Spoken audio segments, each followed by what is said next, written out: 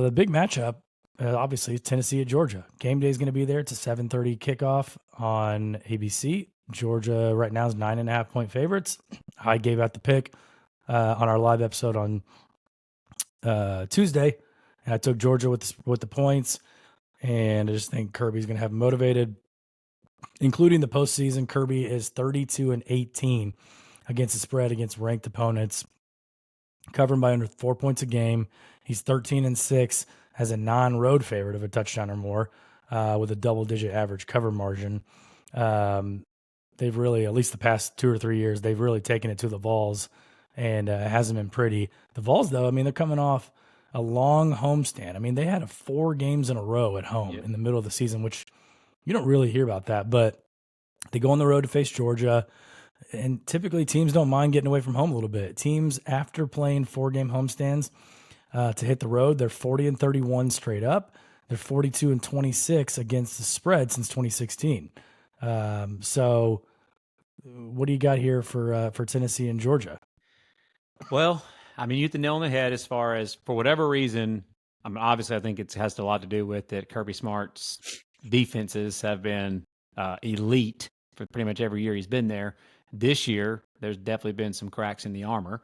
But yeah, I mean, Heupel in Tennessee has not had success offensively against Georgia. Like 3 years in a row, it's been ugly.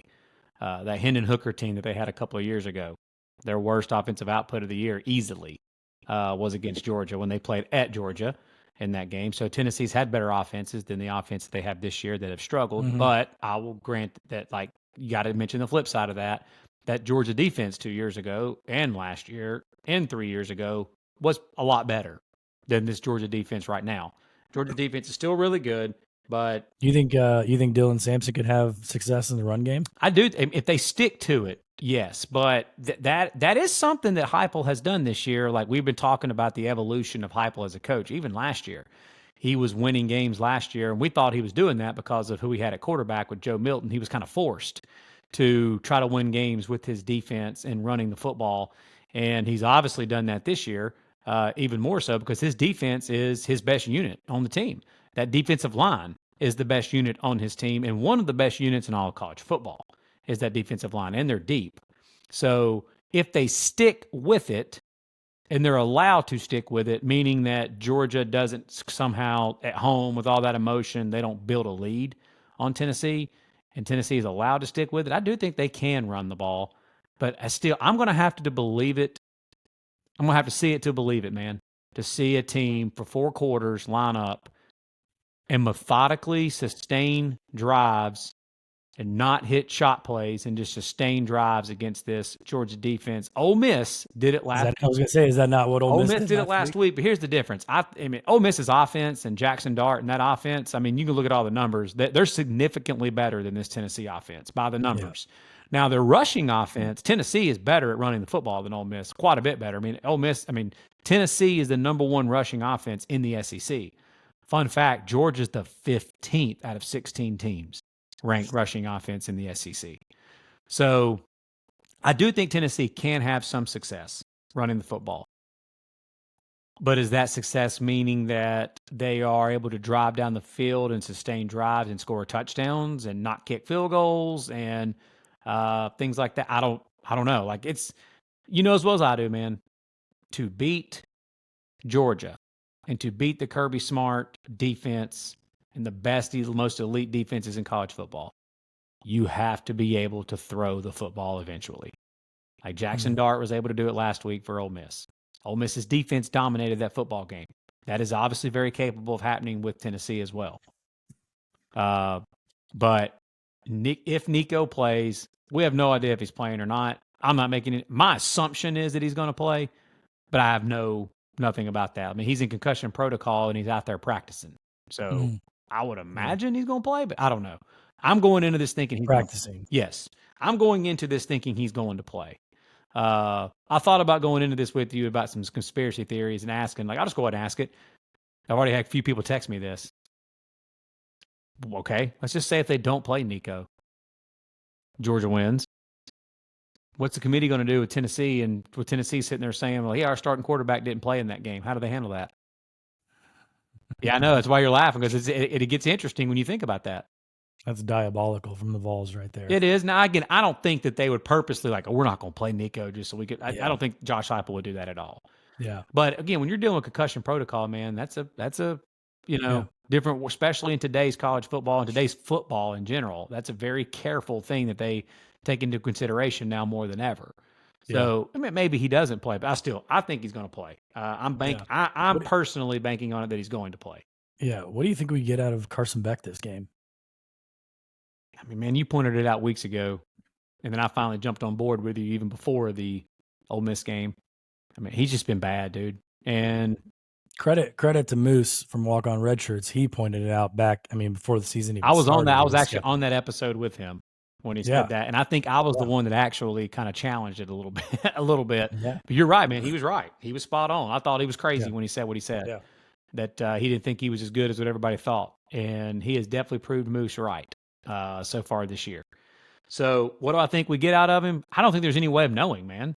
I mean, what we have gotten is him being consistently inconsistent. So I would imagine that he's going to be inconsistent in this game. He'll probably make a couple of those just wow throws that he can make, same as Nico. Nico's consistently inconsistent. Both these quarterbacks are. Nico will make a couple of throws when somebody's running butt naked through the secondary wide open, and he looks like Joe Milton, overthrows him by 10 yards. And then all of a sudden he'll make a throw that you're just like, okay, there's that 5-star, top quarterback in the country coming out of high school. There's that arm. Carson Beck will make a few throws in the game that'll make you say, oh, yeah, there's that quarterback that was projected to be the number one quarterback in the NFL draft this year. And then he'll make 3 or 4 more decisions that you're like, oh, so there's the guy that everybody's completely dropped off the face of the earth when it comes to the NFL draft. Yeah. So I just think Georgia, to me, man, is Georgia's offensive line. Georgia's offensive line has to give him time. Like, he's not a runner.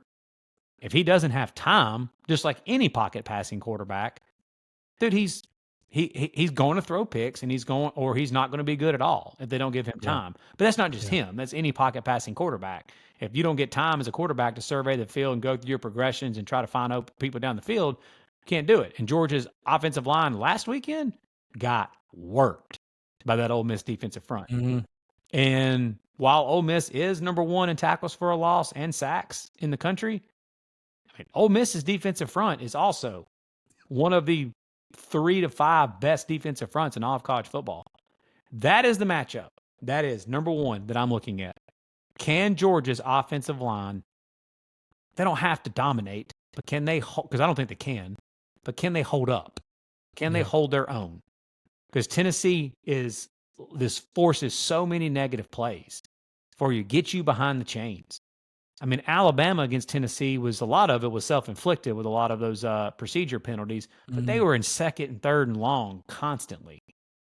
If Georgia's in 2nd and 3rd long against Tennessee constantly, yeah, dude, that offense is going to have trouble scoring. Yeah. So does 2 consistently inconsistent quarterbacks lead you towards the under 48.5 in this game? It does. It's a best bet of mine, actually. So I'll just go ahead and get that out. We have our best bet segment at the end, but while we're talking about games that we have best bets in, we throw that out. It does. And if you look at the numbers, too, of some of these games, I mean, Tennessee against Oklahoma, 25-15, 19-14 against at Arkansas, 24-17 against Bama, 28-18 against Kentucky, and 33-14. All those scores I just gave you, that's Tennessee we're talking about. What do those all have in common? They're all under 48.5. Mm-hmm. Georgia's game last week against Tennessee, it went under that key number of 48.5. Yeah. It's gone under. Georgia's gone under that number multiple times this year as well. I think both of these teams, it's so funny when you think of Josh Heupel again, man, thinking about this. Both of these teams want to lean on their defense in this game. Yeah. My thing with Tennessee, if I'm a Tennessee fan and I'm being realistic and I'm trying to think of like things that I'd be worried about in this game, I mean, offensively, Nico has been bad on the road. And he hasn't had very many road games. I think they've only had 2. Yeah, they've had 2 true road games all year at this point. At Oklahoma, they won 25-15. If you remember that game, Tennessee's defense set Tennessee's offense up multiple times deep in Oklahoma territory. And they still only scored 25 points in that game. But they knew that Oklahoma couldn't score. Heupel just ran the football, played defense. That's the way that game played itself out. They didn't try to light up the scoreboard in that game. And then when they played on the road at Arkansas, they only scored 14 points in that game. And Nico did not play well at all in that game. And they didn't turn him loose. Yeah. So do you think that they're just going to turn him loose at night in Athens against this Kirby Smart defense? I don't either. I think they're going to run the football. I think they think and believe that their defense can stop Georgia. And by the way, from what we've seen so far, why wouldn't they? Why wouldn't you believe that? Yeah. So I just think that there is nothing, man, as far as a game pick in this game. For Georgia to have success in this game, they have to stay ahead of the chains. They can't be in second and third and long. They need to be in third and medium, third and short. I mean, that's any offense that you would imagine, but especially against this Tennessee defense, it's even more so.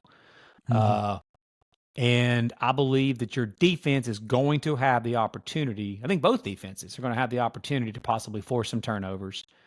Which offense can convert touchdowns and not kick field goals? I talked about that at the Alabama LSU game, that if Alabama can bend and don't break in that game, make LSU kick field goals, not score touchdowns, that's what happened early on in the game against LSU. Same thing in this one. I don't think it's going to be hard to sustain a bunch of drives. So who can prevent who from creating the explosive plays down the field, and who can make who kick field goals in the red zone instead of score touchdowns? Because I think points are going to be at a premium in this game. So nothing with my eyes this year. I'm going to get something I've been doing the last 3 weeks, man, with this game.